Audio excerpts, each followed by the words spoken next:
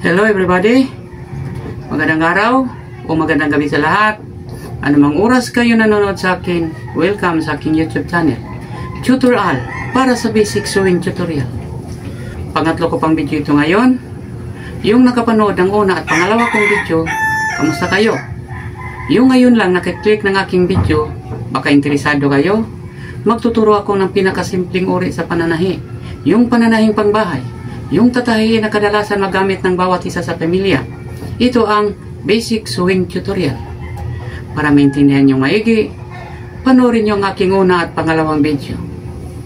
Sa ngayong araw ay nasa pagsasanay pa rin tayo. Ipatuloy natin ating pagsasanay.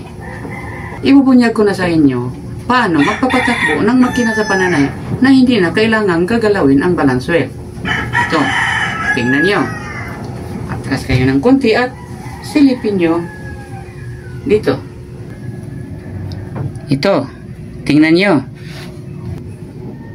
Ang pagpadyak ng makina sa pananahi ay paganon-ganon lang. Ito.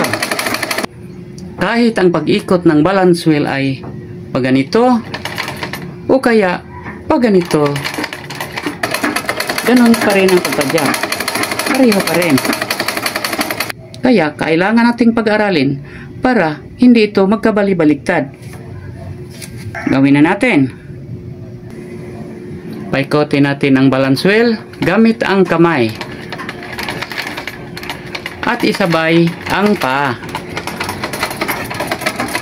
Yon. Tuloy-tuloy yan. Tuloy-tuloy lang yon. Maya-maya lang, pahintuin nyo naman. Habang kayo'y nakaupo at nagpapadyak sa pagpaikot ng inyong makina, kung pahintuin nyo na, silipin nyo sa ilalim at tingnan nyo ito.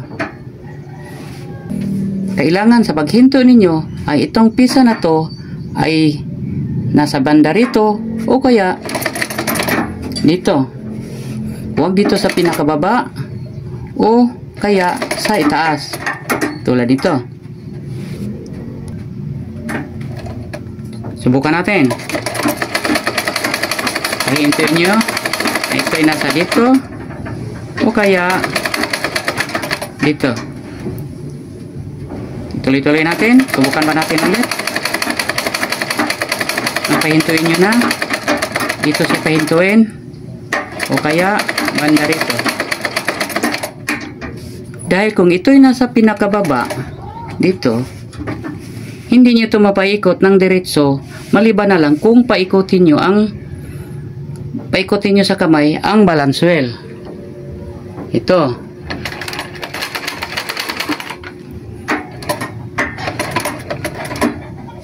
Ganon rin kung ito'y nasa itaas.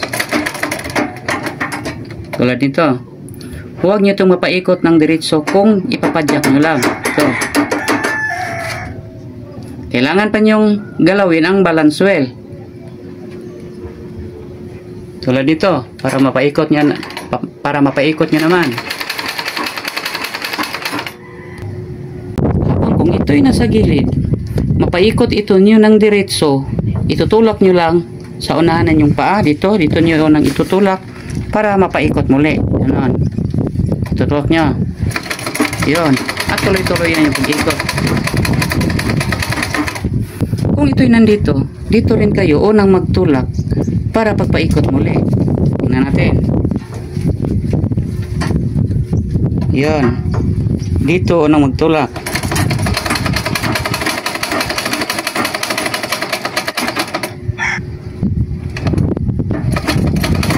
Yun lang ang dapat papaktisin hanggang masanay kayo.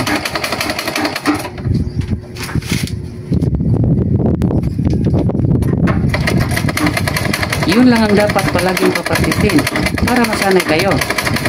Ang tanging paraan para masanay kayo ay practice, practice, practice, practice, practice, practice. Pila na ba ito ka-practice ang nasultin ako? Yun lang. Practice lang ng practice. Ngayon, magpatuloy na tayo sa iba pang pagsasanay. Nakita nyo to? Old notebook.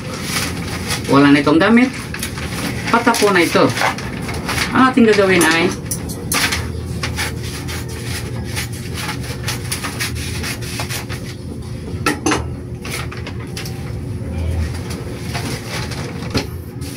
ngayon, magpatuloy na tayo sa pagpraktis, sa pagpapaktakbo ng makina na meron na tayong tatahiing papel. Kabitan nyo ng karayom ang inyong makina, huwag lang muna ang sinulit. Tingnan nyo ang gagawin ko. Susundan natin ang mga linya na to. Iangat ang pressure pot, ilagay ang papel sa ilalim ng pressure pot, at itatama ang karayom sa linya ng papel. Ibaba ang pressure pot. Sundan natin ang mga linya na to. Ang tamang adjust sa hakbang na makina ay makita nyo dito, itapat nyo sa number 8. Ibig sabihin, 8 stitches per inch. 8 hakbang bawat purgada. Yun ang standard na tahi. Ano pa inantay nyo? Patakbuhin nyo na. Ay, ako pala.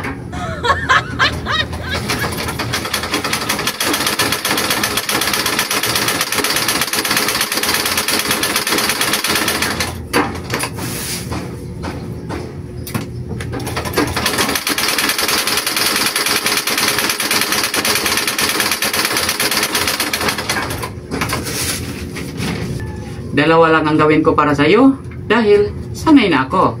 Tinuturuan ko lang kayo. Kayo nang bahala gaano kadami ang inyong papraktisin hanggang masanay na kayo. Straight lines muna ang ating uunahin sa pagpraktis. Kung magaling ka na sa straight lines, dito na naman tayo.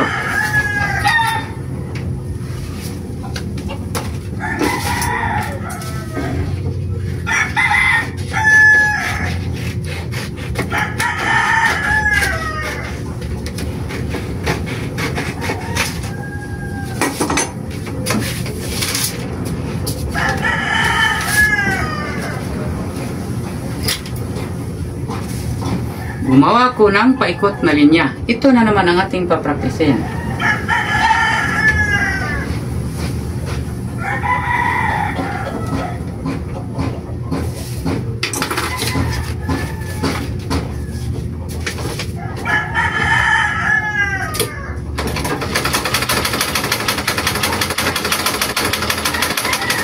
Bagaran.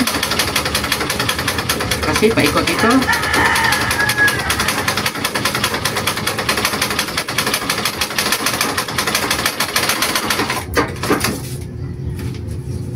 Ito ang pinapraktis natin sa pagpaikot na mabagalan.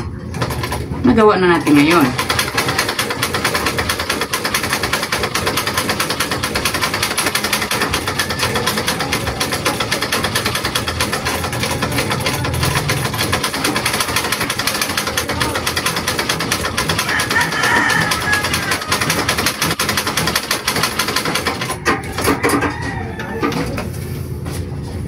Ito na. Dalawa pa rin ang gagawin ko para sa iyo. Kayo na rin ang bahala. Gaano karami ang papraktisin nyo hanggang masanay na kayo. Hanggang dito muna tayo. Sanayin nyo itong maigi para maihanda nyo ang inyong sarili para sa iba pang pagsasanay. Huwag nyo kalimutan, like and subscribe, share and comment. Abangan nyo ang susunod kong video. Ako pa rin ang magtuturo sa inyo. Tutorial para sa basic sewing tutorial. Sana nakatulong ako sa inyo. Huwag kayong sumuko sa pag-aaral ng pananahi. Good luck, good health, God bless.